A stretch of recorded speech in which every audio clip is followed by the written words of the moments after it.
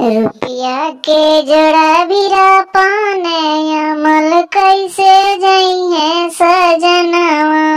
रुपया के जोड़ा भीरा पाने अमल कैसे जइहे सजनवा। सास बिकी जइहे ससुर बिकी जइहे, सास बिकी जइहे ससुर बिकी जइहे, बिकी जइहे ननदी नागिनवा अमल कैसे जइहे सजनवा। रुपया के जोड़ा भीरा पाने अमल कैसे जइहे सजनवा।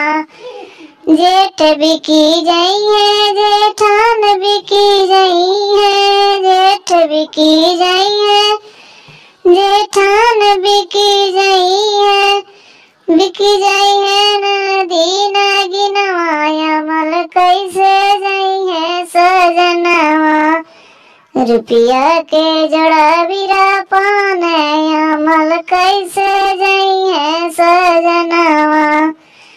देवर बिकी जइहे देवरान बिकी जइहे, देवर बिकी जइहे देवरान बिकी जइहे, बिकी जइहे ननदी नागिनवा अमल कैसे जइहे सजनवा। रुपया के जोड़ा भीरा पाने अमल कैसे जइहे।